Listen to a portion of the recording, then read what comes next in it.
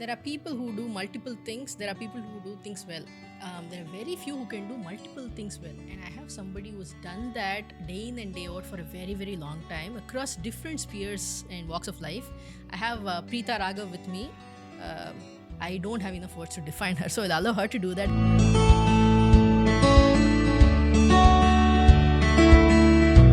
Hi, Preetha. Welcome. Hi. So wonderful to be here, Vani. Absolutely. The pleasure is ours. So, Preetha, tell me the origin story of where you started doing a lot of things, right? I don't want to talk about you have done acting, you have done dancing, you have been in the corporate, done a lot of things. You coach a lot of leaders, right? Coaching not normal people, but leaders at the CXO level. How did all of this happen? What is the origin for all of this? So the origin for all of this actually it goes back to my childhood. So one is I lived in different countries. Right. My dad had a job where he would move from one country to another country. So I was in Yemen, Oman, UAE, Bahrain, Wow. Delhi, Coimbatore, Chennai. So I've studied in all these places and in the US. Right. So I didn't have like permanent friends. I didn't have so in every place my mother would, I was a very naughty child. I had a lot of energy. So my mom actually put me in dance class, music class, that class. I had hundreds of classes happening after school. Right. So actually the origins of doing different things and trying to do a good job of different things started then when I was in school. And then I went to university. I was in Chennai for some time. I went to the US. I studied. I came back. But constantly, even when I was in the US, I would have so I was a teaching associate. I would do my coursework, and I would also teach dance. And I would also, every now and then I'll be part of some cultural fest or some India night. Or at one point, I was a judge for a lot of these, how do I put it, the school of drama. Right. For kids who are participating in a competition. So one week I was actually in the neighboring town selling Indian goods. And I also got a label saying that I was a really good salesperson. So that's when I realized that I could also do sales. But jokes apart, I think throughout my student life and my career, I've done multiple things. I remember I was in Wipro Technologies. I had just given birth to my child. I was back from maternity leave. So the whole day I'll work. And then after work, I will go for dance practice because we had signed up for Jodi number 1. Right. And the practices would go on till midnight, way beyond midnight. I wouldn't even have time to eat my lunch or even to take a shower. I remember Wiprola, I used to go to office, start doing work. During lunch break, I'll go to the gym and take a shower. That was the only time I found time to actually take a shower. Absolutely.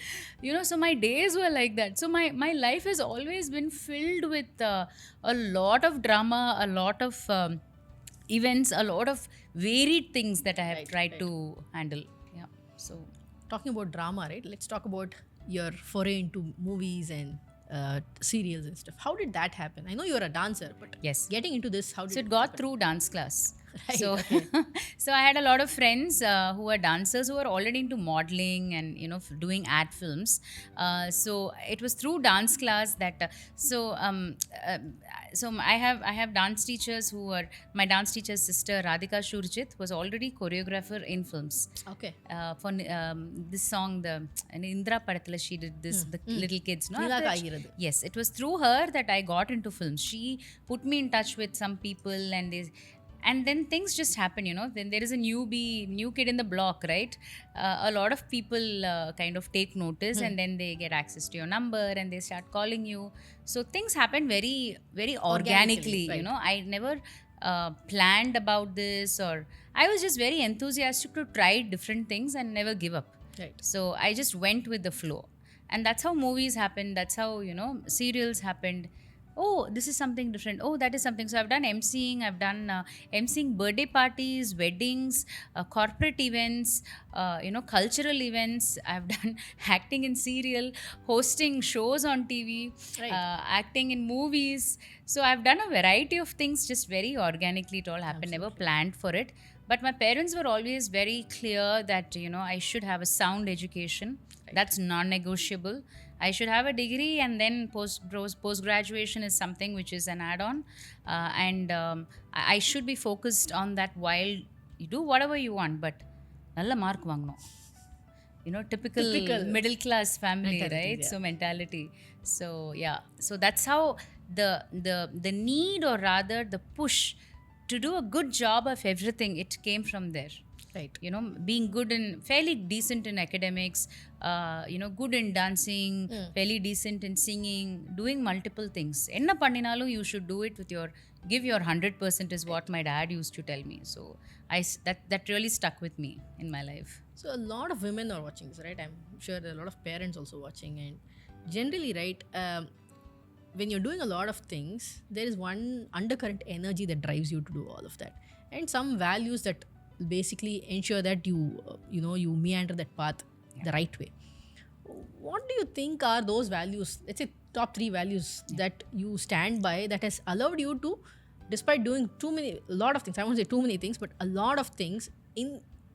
As I said in the beginning, it's about doing well, right? You've done well in these things as well. So there must be some underlying value that you have imbibed that has driven you to do all of that in a good way. So what would those 3 be? So, couple of things. One is, aim for excellence, not Right. perfection. So, whatever you do that. I spoke about it. The second one is, I think the values that you bring is, it's very important to know how you want to make your money, how you want to make your mark. So, it's not just money, but also that fame.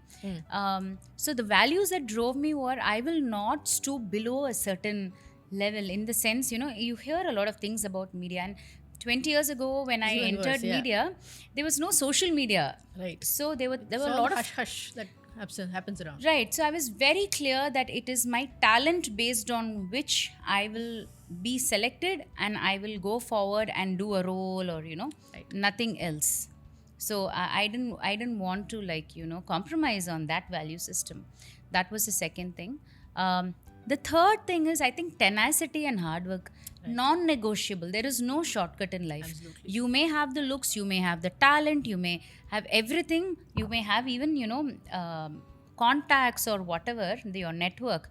But I think hard work and tenacity to pick yourself up when you fail Right. and continue running, I think that is very important. And I think that is one thing which has really helped me in my life. Right. Tenacity to, if I take up something, do a good job of that, and what is your contribution? Think about that. So I've always thought about that. No matter how hard it was. Absolutely. Sometimes things get very hard. Everything fails around you. And you sometimes you wonder, you ask these existential questions, right? But even then, tenacity is what really kept me going. True. Okay, then shifting your focus, I won't say your focus, my question around your corporate side of things, right? I've seen you headed HR in companies. I've also seen you walk into boardrooms with leaders, predominantly men, and making them listen to you. That's an amazing skill set, given the context of an Indian society where we all brought up, right? And how did that happen? And what is your experience? And good, bad, ugly. I would love to hear all of that. That's a really good question. See, I come from a family of engineers. All the men are engineers. Most of the women, my grandma's generation didn't work. And my mom's generation, most of them started working, but in supporting roles. My mother was a teacher. My aunts are all, playing supporting roles in their family. Income, they do earn an income. But so I'm the first person who's actually in mainstream corporate, and there is no difference between what a man can contribute and a woman can contribute. So equal pay and all of that. I also have a twin brother. Oh, My brother and I, we grew up together, went to the same school. Up to a certain age, I didn't notice it, but after a certain age, when I hit my teens and all that, I started noticing differential behavior coming from my mother, Okay. who was a teacher, and I'm from a so-called progressive family. My dad was an IIT Madras person, and we lived in the Middle East, and Right. so my mother will make me do all the household work after lunch. For dinner, I would have to chop the salad and all that, and my brother would be watching TV or playing. Right. I started noticing this and resisting it and asking my mother a lot of questions. And the only thing she would say, tomorrow you will get married and you will need to manage your home. He doesn't need to. It's a different thing that he lives in New York. He does most of the cooking and the household work while I have hired help, and I'm not doing any of that.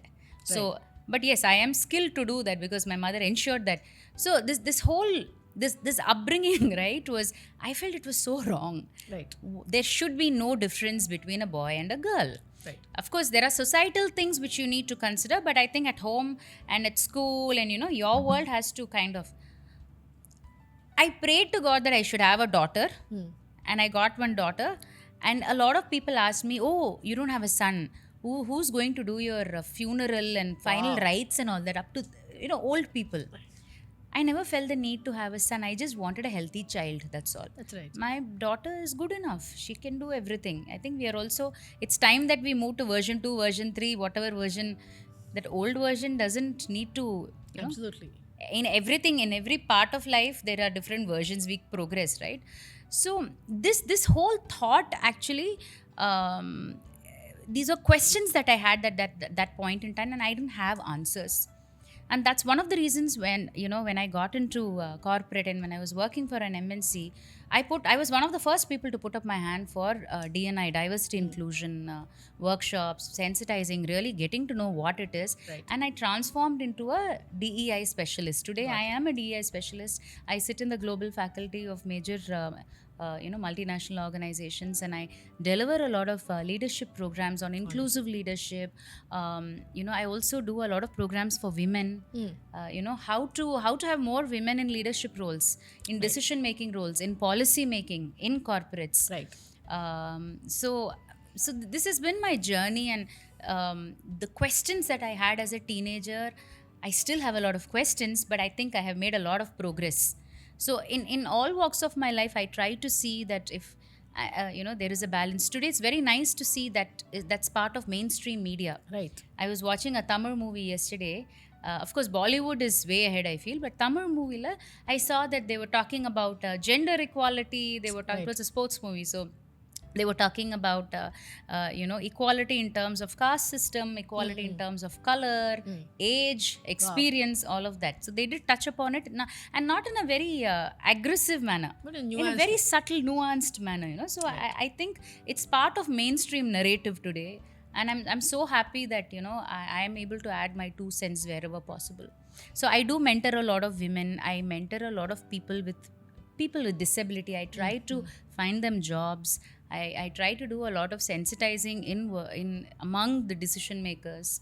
So yeah, wherever I can, I try to kind of add my 2 cents. Absolutely. So having been there at leadership positions myself, right, I always get this feeling that while women have been educated and they take any job that a man takes these days, right, there is no. And you've also been in leadership roles yourself. Yes, and I've seen firsthand that while women have achieved almost equal roles globally, be it in sports, corporate and stuff like that, I still feel there is some way to go with the other gender, accepting women, and even though we are also talking about gender fluidness these days, right, and a lot of diversity otherwise as well. So what are the 3-4 tips that you would give to everybody about how to accept the other side of things? I think God has created all of us, right? So if there are different kinds of people, then we need to accept those people, right? Who are we to ostracize somebody or say somebody is good or bad, right or wrong? Right. It's so happened that society has had so many of these templates, maybe for convenience, maybe somebody felt insecure at some point, maybe for, I don't know. Right? So it's especially in India, you see that the caste system and many of those things have been happening for a really long time. Gender imbalance, all of that. So I think the first step is, who are we to categorize anybody? And right. So I think that there is a lot of power to a variety. So I think that is something that we need to acknowledge and accept. Right. First thing. Second thing, especially you were speaking about gender, right? Women are women's best friends. Women need to support women. We heard that for quite a long time. I think men need to be the biggest sponsors for women. Right. It's not the women. Absolutely. It's the women and the men. For me, my father had a vision for me. My father treated me and my brother equally. right? Though my mother had some unconscious biases, I would say, but for my father, me and my brother were the same, and he gave us equal opportunities. If he had certain privilege, that privilege was also extended to me. Right. So he was my biggest champion. He was my biggest sponsor. Right. Right. So I think, and I think that should also extend towards gender fluid, transgender, LGBTQ as well. So I think we need to sponsor or be the sponsors and champions and allies for people who really, are in need of that too.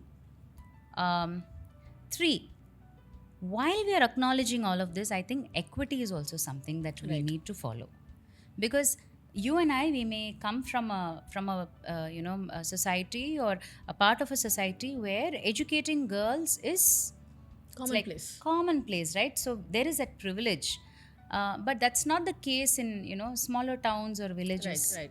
So I think we need to kind of understand that equity in many places is important, and we shouldn't fight that. Right. We should allow that equity. Otherwise, that balance will never. Absolutely. I think these are 2-3 things. So men also being the sponsors, champions, and ally along with women. Equity is something which is very important, and basically appreciating, acknowledging, and accepting the diversity, no matter what kind of diversity it is. I think that's very important. Talking about men, you're married to a very interesting person, Raghav, who's multi-talented, multifaceted himself. So, 2 people who are as good and as multifaceted. I want to understand how you, as a homemaker, managing family, your daughter, in-laws, parents, all around you, right? What is that dynamic, and how do you manage that? That is also a big ingredient in women's lives, right? I think the underlying thing about any relationship, the person can be super popular or super talented or whatever it is. I think it is trust and respect. Right. You genuinely need to. So love and all is there, but you genuinely need to also like being with that person. True. You need to be fond of each other. So whenever we have a disagreement or a fight, or we still have that in our day-to-day life, and that's very healthy and normal, I think. But we always go back to why we got together. Right. To that basic question, because we really liked each other, we liked being in each other's company, and we remind ourselves of that, because it can be very difficult to be with a person who is very ambitious, who's also doing multiple things, a path not taken or rarely taken, and so I think it's that respect. I respect him immensely. I really trust his talent, his intelligence, his vision for his life. And I'm completely supportive of it. When the going gets really difficult, I keep reminding myself of this. Right. And that's a great value to have, right? Going back to where it all started, Exactly. Even at work and other places. People right? forget that, right? Because we grow older, we forget many of those things. We become different people. So I tried. Yes, both of us have evolved in life. We are not the same people, when we met 20 years ago. But both of us tried to go back to why we liked each other in the first place. Right. So because I think love is overrated. You need to really like the person. So Absolutely. we keep reminding ourselves of that. Okay. Given that this is about Navratri, right? So I want to understand, when I say Navratri, what is the fondest memories that you have, or what does it mean to you? So definitely the doll festival, Golu. Absolutely. My grandma, both my grandmas used to keep, and all my relatives actually, even I still keep it. My mom used to keep it. That is the first thing. Second thing is, I remember going, in fact, I met Raghav like that. Okay. I used to go and sing along with my brother. Ella vitlukum ponana, paadinana, you will get sundal.